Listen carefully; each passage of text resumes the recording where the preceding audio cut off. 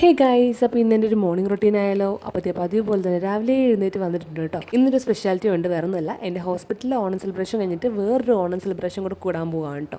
അപ്പം അതിന് വേണ്ടിയിട്ട് ഇനി ഗെറ്റ് റെഡി ആവണം. രാവിലത്തെ പരിപാടികളൊക്കെ സ്പീഡപ്പ് ആക്കണം കേട്ടോ. അപ്പോൾ ഇന്നലെയാണ് അമ്മച്ചി മറ്റേ അരി പൊടിച്ചുകൊണ്ട് വന്നായിരുന്നു. അപ്പം നമുക്ക് പുട്ടുണ്ടാക്കാം എന്ന പ്ലാനിങ്ങിലാണ്. കാരണം ഞങ്ങൾ പഴം തലേദിവസം വാങ്ങിച്ചു കഴിഞ്ഞാൽ പിറ്റേ ദിവസം എന്തായാലും പുട്ടായിരിക്കും.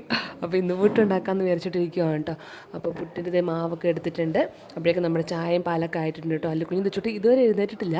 അല്ലുക്കുഞ്ഞിനാണെങ്കിൽ ഡോക്ടർ കഴിഞ്ഞ ദിവസം കൊണ്ടുപോയപ്പോൾ പറഞ്ഞത് അവനിപ്പോൾ ചെയ്തുകൊണ്ടിരിക്കുന്ന ആ ഒരു നെബിലൈസേഷൻ ഇനി 2 ദിവസം കൂടെ കണ്ടിന്യൂ ചെയ്യണം, പെട്ടെന്ന് അങ്ങ് നിർത്തലെന്നാട്ടോ പറഞ്ഞത്. അതുകൊണ്ട് ഇന്ന് രാവിലെയും കൊണ്ടുപോകണം, പിന്നെ നൈറ്റും കൂടെ കൊണ്ടുപോകണം. 2 മരുന്ന് വെച്ചിട്ട് ഇങ്ങനെ ആവി പിടിക്കാനുണ്ട് കേട്ടോ. അപ്പോൾ നേട്ടോട് പറഞ്ഞ് ഏൽപ്പിച്ചിട്ടുണ്ട്, ജോലിക്ക് പോകുന്നതിന് മുന്നേ പെട്ടെന്ന് അവനൊന്ന് കൊണ്ടുപോയിട്ട് വരും. കാഷ്വാലിറ്റി ആകുമ്പോൾ എപ്പോഴും ഉണ്ടാവുമല്ലോ, അവിടെ കൊണ്ട് ചെന്നാൽ മതി.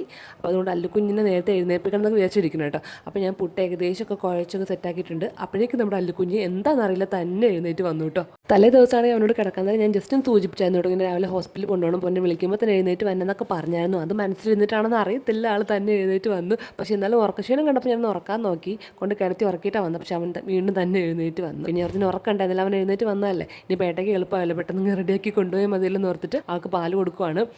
ഇത് അവന് കുറേ നാളുകളായിട്ടുള്ള ശീലമായിട്ട് അവൻ്റെ പാല് കുടിക്കൽ. കാര്യം അവന് കുപ്പിയിലെ പാല് കുടിക്കുകയുള്ളൂ, പാല് മാത്രമാണ് കേട്ടോ. എന്താണെന്നറിയത്തില്ല, മാറ്റുന്നില്ല. അവൻ ആ ഒരു ബൂസ്റ്റ് മിൽക്ക് മാത്രം അവൻ്റെ കുപ്പിയിലെ കുടിക്കണം കേട്ടോ. ഞാൻ എൻ്റെ മുടിയൊക്കെ നോക്കുകയാണ്, എൻ്റെ ഹെയർ കെയർ ചെയ്തിട്ട് കുറച്ചായി. ഇനിയിപ്പോൾ താളെയൊക്കെ തേക്കണം എന്ന് വിചാരിച്ചിരിക്കും കേട്ടോ. അതൊക്കെ കഴിഞ്ഞതേ ഞാൻ അല്ലുക്കുഞ്ഞിനെ റെഡിയാക്കി ഇരുത്തി. ഇനിയിപ്പോൾ ഇടയ്ക്ക് നേരെ കൊണ്ടുപോയാൽ മതിയല്ലോ. പിന്നെ കുറേ തുണികളൊക്കെ അലക്കാനുണ്ടായിരുന്നു, കല്ലിലൊക്കെ അലക്കണം. പിന്നെ കുറച്ച് വാഷിംഗ് മെഷീനിൽ ഇടണം. അപ്പോൾ അതൊക്കെ ഇട്ടിട്ട് ഞാൻ അല്ലുക്കുഞ്ഞിന് ഫുഡ് കൊടുക്കുവാണ്. കുറച്ച് അപ്പത്തിൻ്റെ മാവ് ഉണ്ടായിരുന്നു, അപ്പം അമ്മച്ച് കുറച്ച് അപ്പം ഉണ്ടാക്കി. അവന് പുട്ട് ഇഷ്ടമല്ല കേട്ടോ, അപ്പമാണ് ഇഷ്ടം. പിന്നെ ഇന്ന് ഓണം സെലിബ്രേഷൻ കൂടെ ആയതുകൊണ്ട് നീ ഒരു ഡ്രസ്സോട് ഇട്ടേക്കണത്. ഇതിനകത്ത് സ്ലീവ്ലെസ് ആട്ടോ. പക്ഷേ ഞാൻ അങ്ങനെ സ്ലീവ്ലെസ് ഇട്ട് ശീലിച്ചിട്ടില്ല. നമുക്ക് ശീലിക്കാത്ത കാര്യം പെട്ടെന്ന് ഡ്രസ്സ് ഇടാൻ പറ്റില്ലല്ലോ.